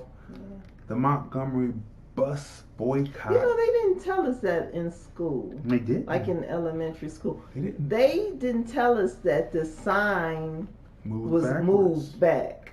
They led us to believe that when black people and white people, when they got on the bus, the black people had to go to the back and white people sat in front. They didn't tell us that the more the bus was filled, right? The sign moved back, right? So by the time, before the person may have even reached their destiny, all of the black people, all of the black people may be standing up because they're constantly moving the sign back so white people can have a seat. Tanya Congress says on the YouTube channel, said, clinging to something they don't even know all the facts of doesn't make sense, she said. Look, you want to know why? Because we had white teachers and they didn't know all the facts. That's true, because they didn't tell us. Because even white people was sitting at the back of the bus if there was nowhere else to sit, and black people was just standing around. Standing up. The whole ride. They didn't tell us that the sign moved back. That's what made it so heinous. That's what made it enough is enough is enough. That's just like watching Birth of a Nation. Okay. A Birth of a Nation. And you're watching the scene where the slaves refused to eat, so they took a chisel and chiseled their teeth out to force feed them slop. It's the same type of theory about what you feel that you could do to a people that you. But that's another show. That's another show and another time. This right here, people, is Ruby Bridges. Do you know who Ruby Bridges is? Do you know who this lovely lady is? From beginning, when she first came onto the scene till the end, Ruby D. Cleveland's own. Cleveland's own. Do you know these people? Time to research American black figures, because this woman's still alive. Time to research American black figures. Right. Let me see here. Right, people. So look. Let me go. I have to go into my bag of tricks real quick. So tell me, how you think the show is going right now? Really good. Yeah, I think it's going good too. I think that there's a lot of information that's being put out to the people. Hopefully they're getting it right. Now, people, there's some people who are not pictured.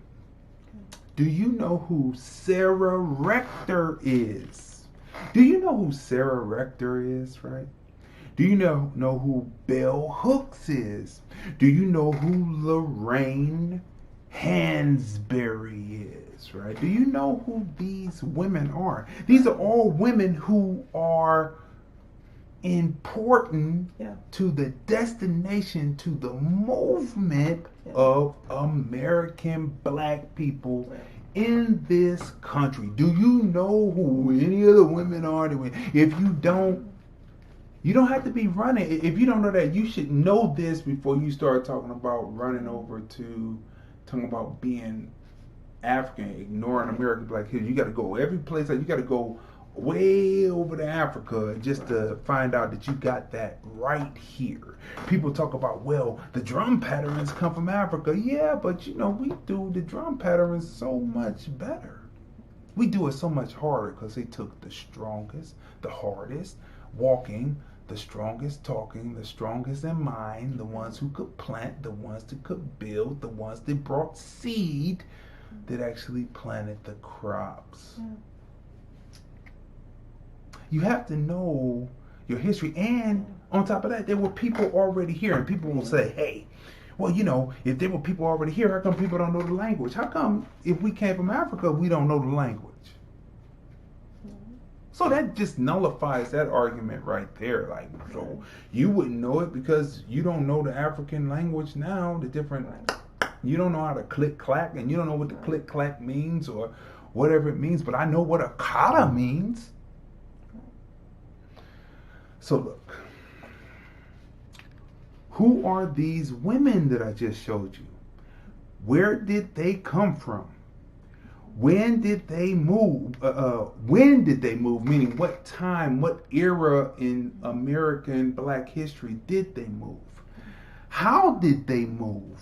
How did they do what they do? For what did they move? For what did they move? What was their goal? Why were their contributions so great for American blacks? This is a research time, people, to research about these people. Why some blacks ignore American black history to want to be African? Let's ask the question again. Why some blacks ignore American black history to want to be African? One more time. Why some blacks ignore American black history to want to be African? They don't know the foremothers of American blacks. They don't know the foremothers of American blacks. They wouldn't ignore American black history if they have love for mother and foremothers. They would not ignore American black history if they had love for mother and foremothers. And so that's what it is. So there's an assignment out there for you, right? There is an assignment out there for you, right? So now, people, as we come to the latter parts of the show. Wait a minute. We've got a phone call. We've got a phone call from 864 getting ready to chime in. Let me see something. Let me make sure that I put the right thing up that I want to put up here. There we go. All right, so we're going to bring this phone call up. This should be interesting. 864, you're on the line. Who are we speaking with? This is Equanine. How's everybody doing? All right, Equanine, how you doing? What's the word? What's on your mind? Fine. What's on your mind? Well, I'm a practitioner of the African tradition. Okay. You understand? Okay. And in that, I know the thing that, you know, when they say, well, race doesn't exist or this, that, and the other, you know, there's a lot of people that are throwing that around. But I think identifying with, you know, even the black movement, right? You know, the Black Power movement, looking at the Black Panthers, because even in that organization here in America, they are one that stood for the liberation of black people. And maybe in one area of America is where they started, but it definitely represents not only just a small group of Africans, but Africans worldwide. Even when you look at Stokely Carmichael, right? I'm pretty sure we're familiar with Kwame Ture, right? But even in that brother wasn't the one to just only have just an American approach to African liberation, right? He was the one that was definitely very vocal here and also very vocal on the continent, in particular Ghana. And, you know, just knowing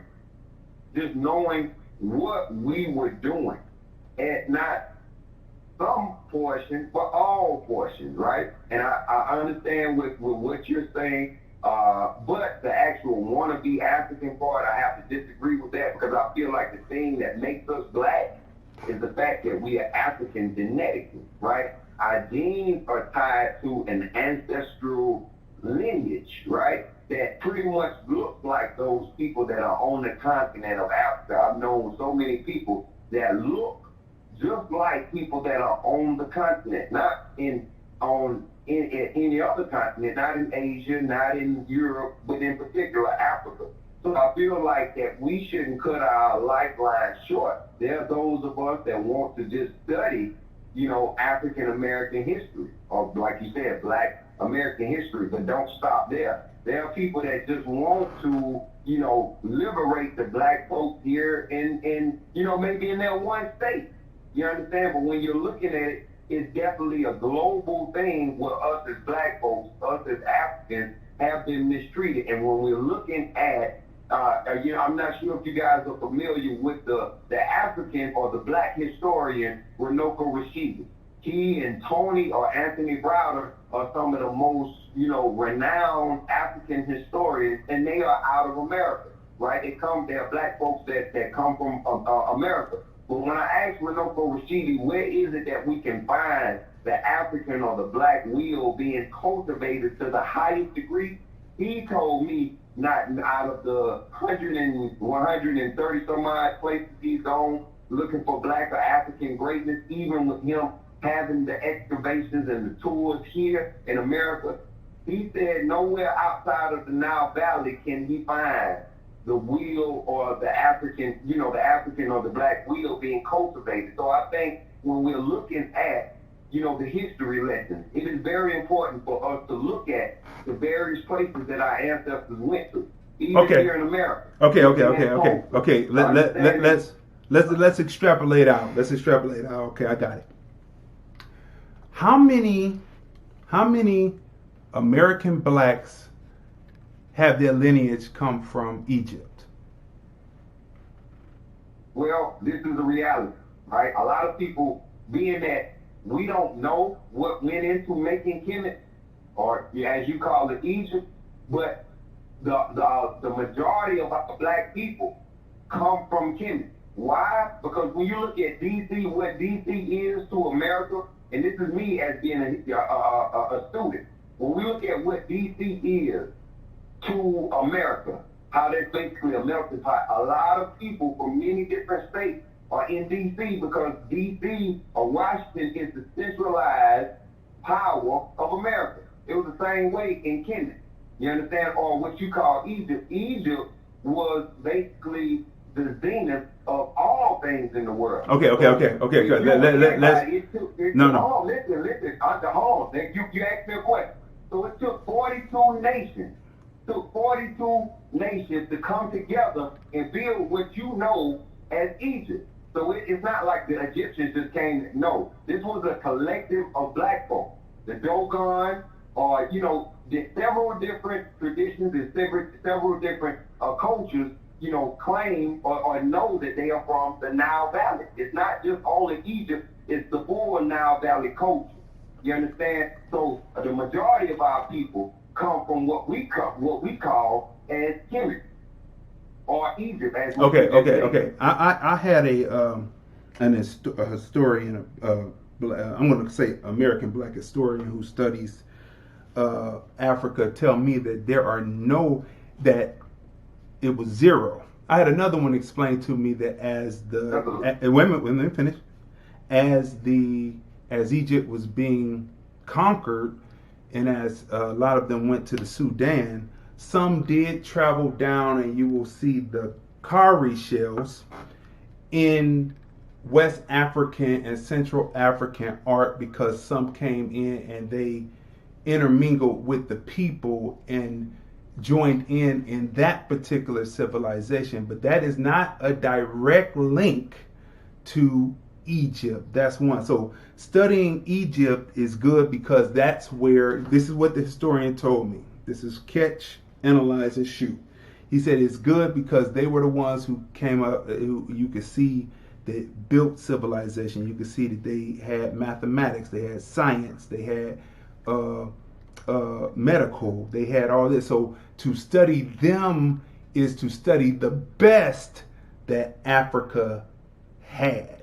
But what we're dealing with here is, this is after Egypt has been conquered, right? And they have migrated down. They mostly went to the Sudan. You want to see Egyptians from what used to be in Kemet, you look at Sudan. But they also ventured down into other parts and lower parts of Central and West Africa, and then they intermingle in with the people. So you see some influences, but that is not a direct link to Egypt. So that's why I asked you the question, how many American blacks actually have lineage from Egypt? And that would be directly zero. Now, indirectly, through them intermingling and marrying in, like how Europeans married in with the Indians, with the oil wells in America, and then they married the Indian women, and then they killed them off, and then their offspring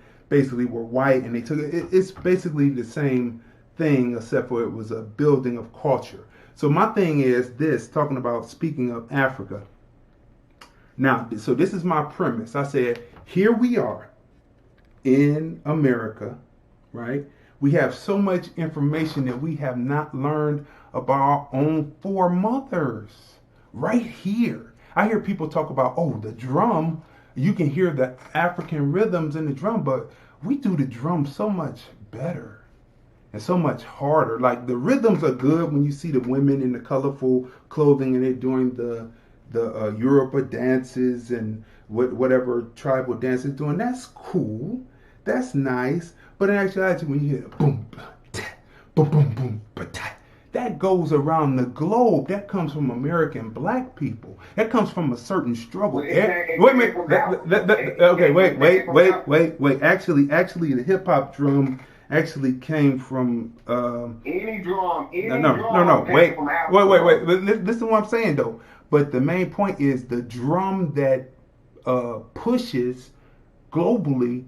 It comes from the American blacks here. The music that comes from here pushes the world. Hip hop pushes the world. Jazz pushes the world. R&B, soul. It pushes the world. It comes from American blacks right here. So my thing is, when we go back over to Africa, we won't be going back over talking about kumbaya.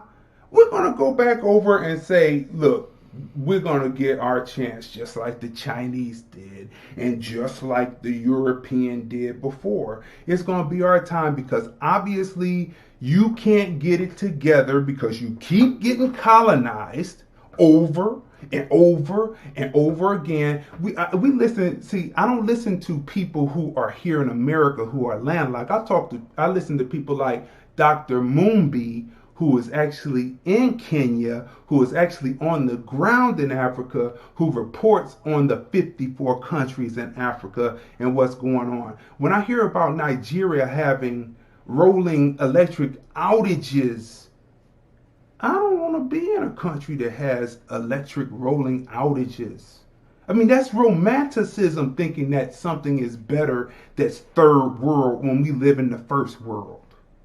So this is what I'm saying. It's good to study. This is exactly what I'm saying. This is the premise, and I'm glad that you called up because we can discuss this a little bit. My thing is, we are American black people that push the world.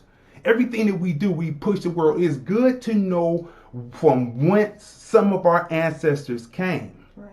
It's good to know that. But we shouldn't be beholden or think that some place is better when we're the coldest black people on the planet. We are the coldest. We are the most advanced. American blacks are the most advanced black people on the planet, and everybody else needs to come learn from us. Matter of fact, they do come and learn, and through through the Pan-African movement, they were supposed to learn, not stay and live in white neighborhoods here in the United States. They're supposed to learn, get their degree, and then head back over to Africa to make it the utopia so it can change from 54 countries to 54 states. It's supposed to be the country of Africa, not the continent of Africa. So while they're coming over here and also looking down on us, which they really can't because they're running from theirs. Matter of fact, I wonder how many, like Dr. Mumbe had reported last year, how many of the Nigerian nationals in England and America, when the Nigerian president from the Nigerian Federation called them back home, how many of them really went? They're not going back to rolling outages after living in a country where they got paved roads. They flip a switch, electric comes on, it's clean water, or you can go buy bottled water. You don't have to worry about that. So tell me why Africa is so great, my man, where the greatest blacks on the planet today would want to go back over there trying to learn something when really they're coming over here to learn from us. How come we would go over there and learn over there instead of going over there to take it because we are the greatest on the planet? No, and that's what I'm saying. You ain't got no business, like, even with that mindset right there.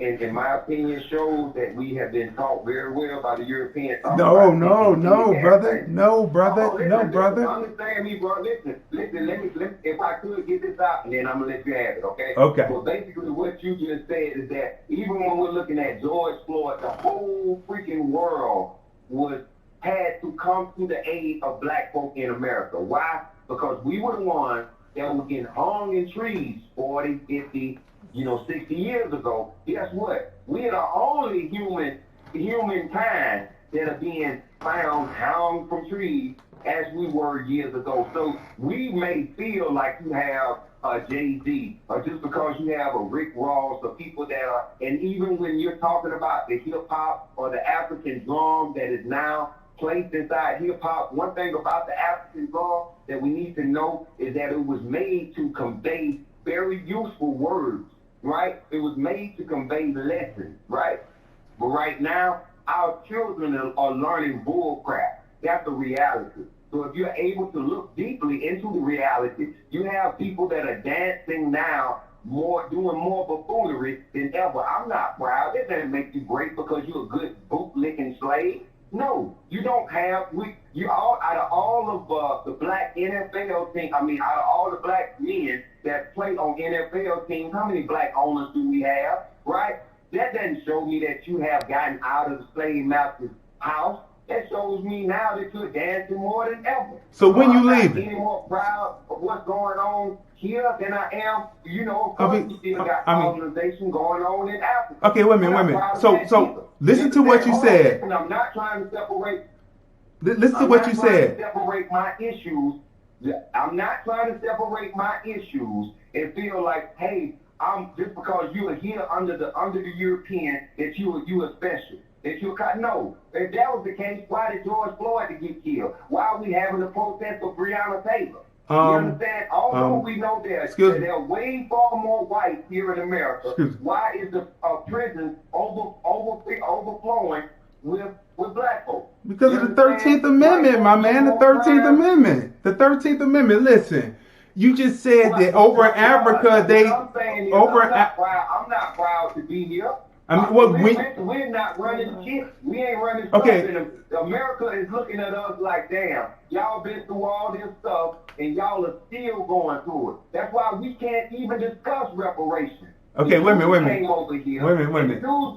Under Obama in 2016, they received their reparations. We have gone through this torture and still seeing the torture, and you ain't even talking about no reparations. Listen, Obama was actually Kenyan. He wasn't from the lineage of 1619. So what I'm saying is, you're saying that they're colonized over there. They're going through the same thing over there. So my question is, wait a minute. So then it's no different, and their own people are allowing other people to come in and take all the raw minerals, letting the Chinese come over and beat them, kick them out of their homes and take over. My question is, if it's so great over there and it's so bad over here, when are you leaving? Well, that's none of your business or none of the audience's business.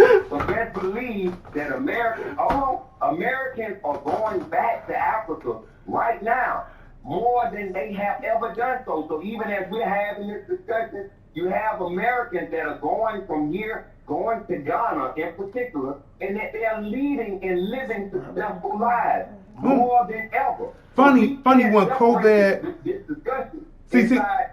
While people, we are still being mistreated by the police. They just found out that they are being mistreated by Chinese police. In Africa, in the continent of Africa, their countries, they're being mistreated by Chinese police, Indian police. Come on, man. I'm just saying, like, when. So this is what you're talking. If you're so smart and we're so, how rather than down talk your people, how about work to inspire them? I'm not down talking. I'm not. Hey, listen. Because you're tied to Africa. No, man. Africa is the most richest world. It's the most richest world, not controlled by any one black, brother. Nobody black is controlling the continent, and it's their country. You gonna tell me that's better? That's better, and it's their countries in their continent, and they don't control it? No other choice because you have more black people there. You got more oh my God! And you think? I don't know what the hell you talking about. I mean, wait a minute. We don't have to, brother. We are having a discussion. Brother. We are having a discussion. There's no need to curse. We having a discussion because, believe it or not, this is going to help people do more research. So it's no need to curse because, let's just keep it to the point. My point to it is that they have a group of people. We're getting ready to sign off a blog talk. Brother, we got to go because we're going to sign off a blog talk. So I'm going to have to talk to you again. Thank you for calling in. Wow. Okay, bro. Thank you. We're off now. Thank you. I appreciate you, though. And we're going to talk again because I appreciate your viewpoint. What's your name one more time? My name is Equani. All right. And we'll talk again. Yeah, thank you for calling up. Okay, absolutely. All right, people. So, The blog talk ran out. The blog talk time ran out, people. You see what we talking about? So look, people. This is an in-depth discussion that will not end here. Make sure that you listen up and research and find out, right? The brother made good points, but the only question that I have is, when are people leaving to go see that the romance, the dream and the romantic situation is a nightmare, right? When are they going to see that it's no better there, because we're in a global system of white supremacy? So what's over there? And they got the Asians coming over and the Indians coming over there and doing it to them. And over here, we know what we're dealing with over here. We're able to still do what we do over here, and we have fought over here. We're going to go over there and start over? We're going to be pioneers over there and then not to mention that the Liberian Wars kicked off because American blacks went back under the Jefferson plan during Lincoln's time and went back over there during Jefferson and Lincoln's time and all that. And then they said, wait a minute, you're Akatas. You're white, basically. You're white Negroes. You're not going to tell us how our culture is. And the wars kicked off. So people, this is where we're going to end it. This has been a robust show. We're going to have more time and have more discussions about this, because we have to iron this out and understand that right here, American black, right here in the United States of America, it may be bad, but until we get it together here, we can't be running no place else. We need to be here. We need to do it. We need to organize. And when we go back over there, we're not talking about kumbaya. We're talking about we coming to get our piece of the pie like so many others. So people, this has been another great, robust episode of the film review. I'd like to thank brother for calling up.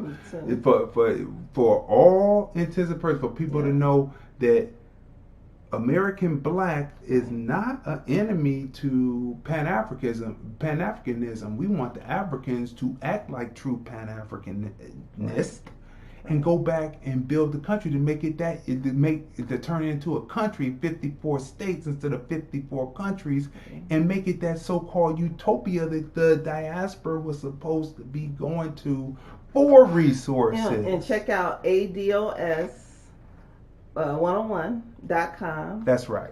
For reparations. Yeah, and Yvette Cornell, she does a great job on breaking down reparations. And we're going to see you next week. Oh, we have to also thank Philly Mac. That's right. For calling up. Tanya Congress coming on. Also, Shanine called up. That's right. And everyone who commented. Yeah. You know what I mean? Rosalind, she came in with the information for the people. You know, right. And maybe I should do a show about how can we talk about being just African when some of us went to the military and we have pensions. Are we going to get that up to go back over? Anyway, people, this has been the Film Review. Movies, music, culture, politics, society podcast. We are your husband and wife team. I'm Crazy D. Tracy. And we represent Movies, Music, Culture, Politics, Society podcast, TFR Podcast Live, hashtag TFR Podcast Live, and we will see you next time on the next show. I love this show. The Film Review, Movies, Music, Culture, Politics, Society podcast, interviews, movie reviews, and more. Live Sundays at 5:30 p.m. on the Film Review Live channel. Subscribe. Hi, this is Bernadette Stannis, Thelma from Good Times, and you're watching the Film Review.